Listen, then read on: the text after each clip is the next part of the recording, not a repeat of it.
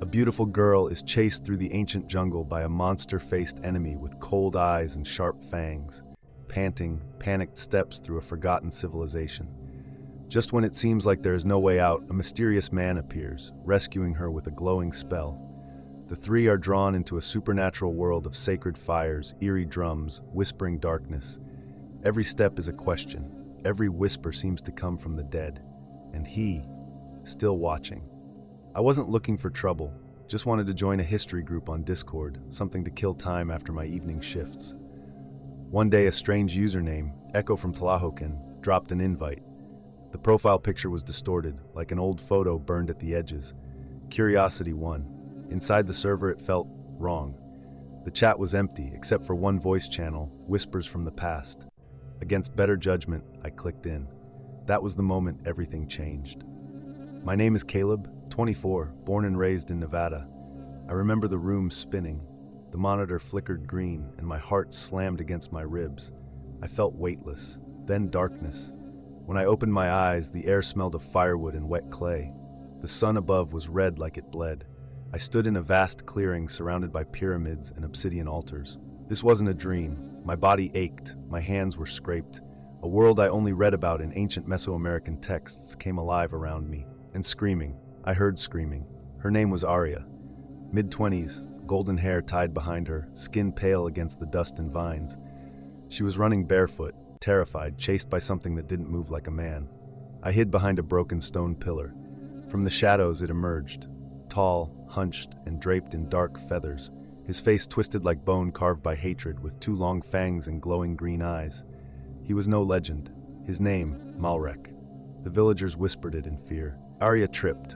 Malrek moved with impossible speed. Before he reached her, a man leapt from the brush, dressed in rugged leather, dark eyes sharp like steel. Thomas.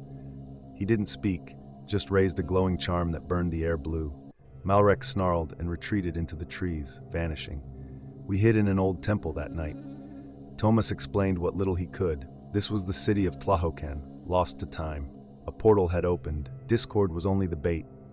Malrek had learned to feed on the fear of outsiders. Arya was the latest. I was next. As night deepened, strange drums echoed through the valley. Shadows crawled without light. Arya clung to me, her hands trembling. I wasn't brave, just stubborn.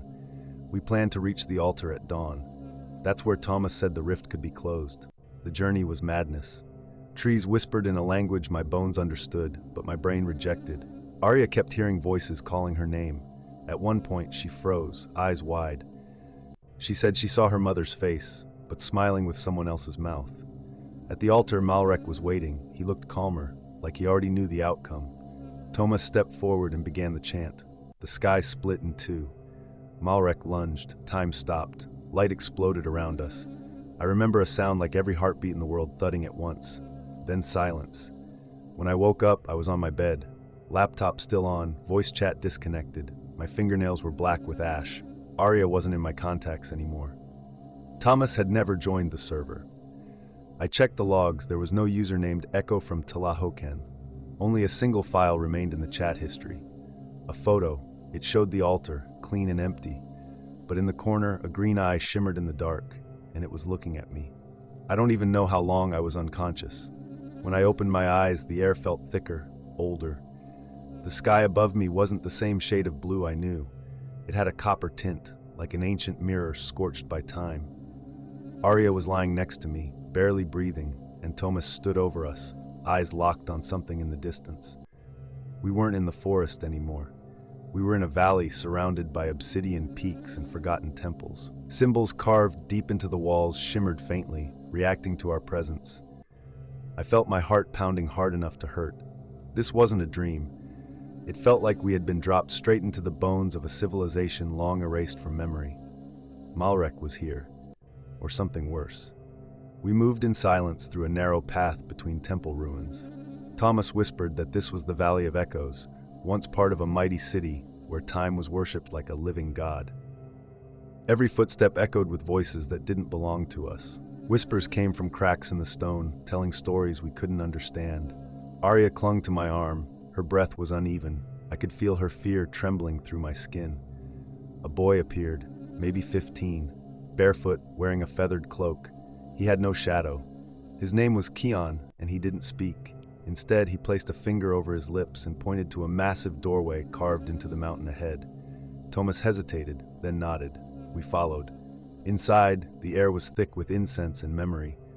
Mural after mural told a story of an ancient betrayal, a timekeeper who turned against the stars. Malrek was once one of them.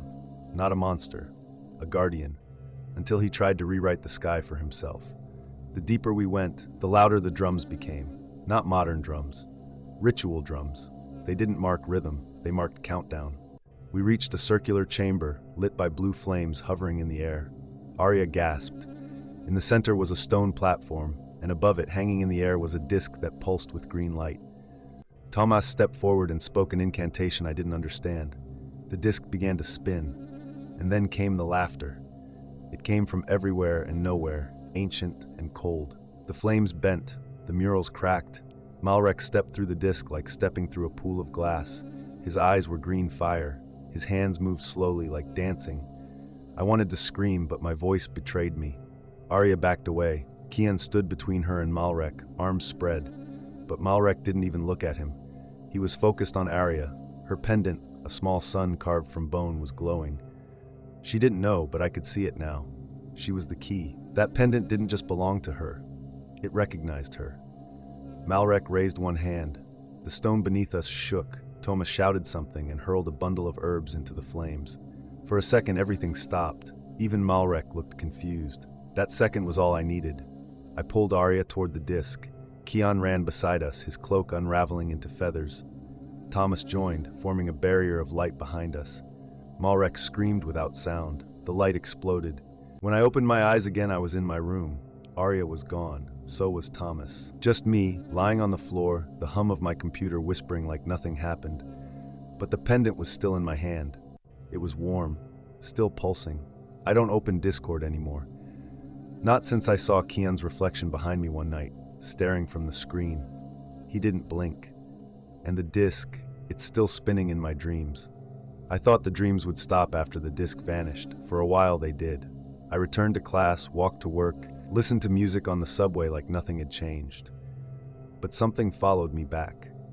Not a person, not even a presence. It was more like a rhythm, like the drums were still under my skin. Jules came over one night. She had been acting different since the hike, quieter, like her voice stayed behind in that temple. She sat on my couch, staring at the pendant I'd sealed in a tin box under my bed. Her hands trembled. She said her brother, Matteo, disappeared 2 nights ago. Left a voicemail whispering a single word, Pakal. I had never heard that name, but when she said it, the lights flickered. I told myself it was just the circuit breaker. I didn't sleep. The next morning I found a symbol carved into my window, same shape from the murals in the valley, 3 circles forming a triangle. I pressed my hand against the glass. It was warm. I could feel it thrum like a heartbeat. Jules and I drove out to the edge of town, where the hills begin to fold into themselves. She said Matteo was obsessed with an ancient city called Eokan, supposedly buried beneath what used to be tribal land. He found a trail near Lake Zempoala, said the stone spoke when the wind hit it right. We reached the lake just before sunset. The air felt unnaturally still. No birds, no bugs.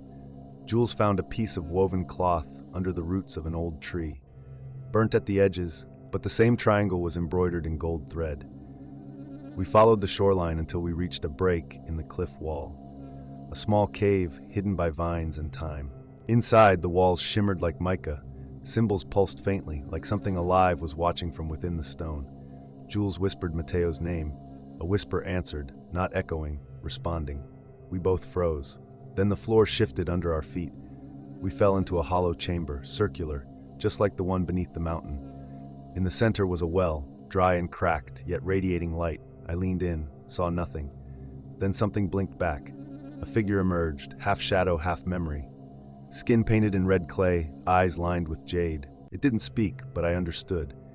This place wasn't a ruin, it was waiting. And now that we'd entered, we were part of its cycle. Jules collapsed. I tried to lift her, but my hands passed through her, like she was fading. The figure pointed at the pendant in my bag. I hadn't touched it since we returned, but now it pulsed like a second heart. I held it out. The figure recoiled, then smiled without lips. The walls around us began to breathe. The air tasted of stone and something older than decay. I turned toward the entrance, but there was no longer an opening, just wall. Jules whispered again, but it wasn't her voice. It was lower, layered. She said we were echoes, that the cycle resets when the key is found, and I was holding the key. The chamber spun. I couldn't tell which way was up. I closed my eyes and pressed the pendant to my chest. When I woke, I was lying on the grass beside the lake. No cave, no marks, no sign Jules was ever there. My phone buzzed. Unknown number. One image. Mateo, standing in front of a stone city glowing beneath a red sky. He was smiling, but his eyes didn't look human. The pendant is still pulsing, and I don't think I ever really left Iokan. I didn't go back to work, couldn't. Every time I looked at my hands, they shimmered faintly, like heat waves off pavement. I didn't tell anyone. Not even Jules's mom, who still thought she was just off camping. No one would have believed me anyway, but I needed someone. So I called Marcus.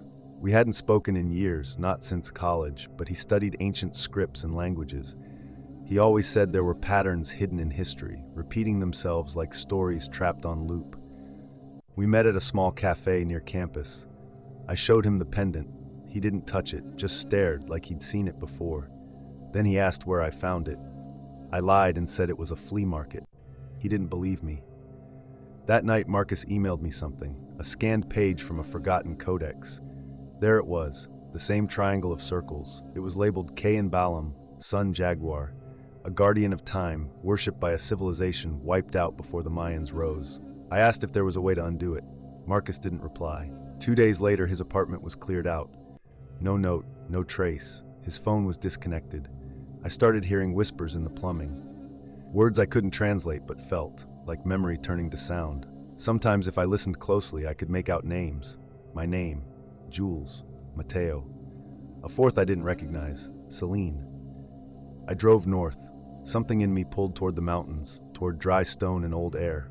The road narrowed into gravel, then into dirt, then into silence. I left the car at a ranger gate, walked through a trail I'd never mapped but knew exactly how to follow. The trees here bent slightly inward. The light didn't change. It felt like dusk, no matter the hour. I found Celine near a stream. She looked no older than me but spoke like she'd lived 100 years longer. Said she'd been searching for others like her, those marked. She touched the pendant through my shirt. Said the rhythm inside it wasn't just sound. It was language, time speaking back. She pointed toward a ridge and said that's where it ends, or begins, depending on what I wanted to see. I asked her if Jules was alive. She didn't answer, just walked. I followed. We reached a plateau where the rocks hummed low, like breath in sleep. In the center stood a stone ring, broken in 3 places. I stepped toward it. My vision blurred. I saw flashes, faces, cities made of light, the jungle burning in reverse, turning green again, hands reaching for the sky but turning into branches. Celine whispered to the stones. They answered by vibrating, slow and steady like a heart. She told me I could leave this place, forget everything. But forgetting comes at a cost. You leave a piece of yourself behind to fill the gap. I asked what happened if I stayed. Her voice cracked. You become part of the rhythm. I stood in the center of the ring. The pendant glowed, the ground shifted, time folded. When I opened my eyes, I was in my apartment, but the mirror showed a scar over my chest I'd never had before. A perfect triangle. The walls were covered in symbols drawn in chalk.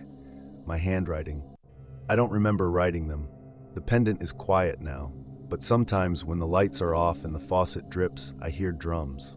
Low, patient, like they're practicing for something. Something that hasn't happened yet, or maybe already did. I kept thinking if I ignored it long enough it would fade. The pendant, the whispers, the visions. But they kept bleeding into my days. Sometimes I'd look at the microwave clock and it'd flicker into symbols. Not numbers. Just the same 3 rings, pulsing faintly. Celine showed up again, uninvited. She said my door was open. It wasn't, but she walked through anyway, holding something wrapped in cloth. I didn't stop her. She placed it on the table. It looked like a bowl, carved from obsidian, etched with sun lines and teeth. She called it a mirror. Said the people before the people used it to see between things, between moments. I asked why I'd need it. She said I already looked through once. I just didn't remember. That night, Mateo called. I hadn't heard from him in weeks. His voice cracked like bad reception, except it was a landline. He said he was in Arizona, said the ground there felt alive, like it remembered things people had buried too deep. Then the line went quiet. I took the mirror to the roof, held it up to the sky. For a second, the stars rearranged. I don't mean metaphorically. I mean they shifted, aligned, formed the same three-ring pattern. I dropped the mirror. It didn't break, but the concrete beneath it cracked. The next morning, my neighbor's cat was sitting outside my door, staring, not blinking. Its eyes were clouded over, but still locked on me. I closed the door gently. Inside, every mirror in my apartment had fogged over, even the ones I hadn't touched. I called Avery. We hadn't spoken in years. She was doing fieldwork in Honduras, chasing some theory about pre-Olmec relics. I told her about the symbols. She asked if they moved. I told her yes. She paused, then said, "I think they're counting." She flew back 2 days later, brought notes, photos, something wrapped in palm leaves. Another pendant, this one cracked. She said a student found it buried in volcanic glass. Same pattern, but reversed. She thought they were twins, not objects, events. Together we mapped the sightings. They weren't random. They curved in a spiral through the southwest, tracing something older than any tribe remembered. Avery said the stories speak of a cycle, a rhythm reset. Each time the pattern completes, something shifts. I didn't sleep that week. Neither did she. One night we watched the pendant pulse in time with our heartbeats, then out of time, then stop. The apartment grew cold. The lights didn't flicker. They dimmed like someone had drawn the power into the floor. In that silence, I remembered Jules's last words before she disappeared. She said, "What if we're just echoes?" I didn't understand it then. I think I do now. The symbols weren't just messages. They were maps, not of places, of decisions. I haven't seen Celine since. Mateo left one voicemail. No words, just drums, slow, measured. I still hear them faintly, behind traffic or in the hum of the fridge. They don't scare me now. Not really. They sound like something waiting to begin again, or maybe something that never stopped. I found the journal inside a sealed crate tucked under the floorboards of the storage unit Mateo once used. The crate looked older than the building. There was no lock, just a single knot tied with faded fiber. I untied it without thinking. The pages smelled like soil and rain. Not old paper, but something fresher, almost breathing. On the first page, there was no writing. Just the same triple ring symbol, drawn in ochre, the lines slightly raised, as if inked with ash. Every entry was in Spanish, but not the kind I'd studied. The structure was unfamiliar, closer to poetry than anything practical. But I recognized names, places that didn't exist anymore, events that hadn't happened yet. Avery helped me translate. We sat on the floor, the crate between us, every lamp on. She pointed at one line, her voice low. It mentioned a ceremony under a new moon, with stone carved into breath. She said it didn't make sense, then froze. I saw her eyes twitch. She said the line repeated, but every time she blinked, the wording shifted slightly. When I looked again, the letters were rearranged, not randomly, like they were reacting to being read or trying not to be understood. That night I dreamt of water, endless and still, black like obsidian.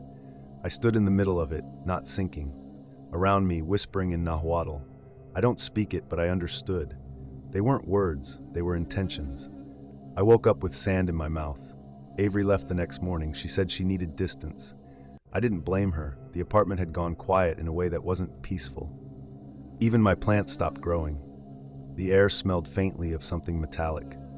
I read the journal again. This time, the ink bled slightly under my fingers. It felt warmer than it should. I turned the pages slowly, and on one of them, my own name had been added. Not written, imprinted, like it had always been there. I met Remy at the university archives. He specialized in lost languages of the Americas. I didn't tell him everything, only enough. He offered to look at the journal, but wouldn't take it home. Said some things needed to stay still. I asked what that meant. He looked at me and said, "Movement is how they notice you." He showed me a carving found near La Venta, uncatalogued, undocumented, same triple ring pattern, but inside the rings were figures. Not human, not animal. They looked like vessels, shells, and every one had a crack along the side of the head. I walked home after midnight. Every light I passed flickered in rhythm. 1, 2, 3. Pause. 1, 2. Pause. My phone buzzed. Unknown number. Just a message. We've almost turned. I don't remember unlocking my door, but I was inside, lights off. The crate was open again, though I hadn't touched it since. Inside was a new page, a drawing of me sitting at my desk, behind me the mirror. I hadn't owned a mirror in months, but I turned around anyway. It was there, small, hand-sized, obsidian surface. I saw nothing in it, no reflection, only rings, rippling outward and then back in, like something was watching not from the other side but from underneath. I blinked. The mirror was gone, so was the journal. I still have the sand in my shoes. I haven't slept in days. Every time I try, the whispering returns, clearer than before. They no longer speak in symbols, they speak in choices I haven't made yet.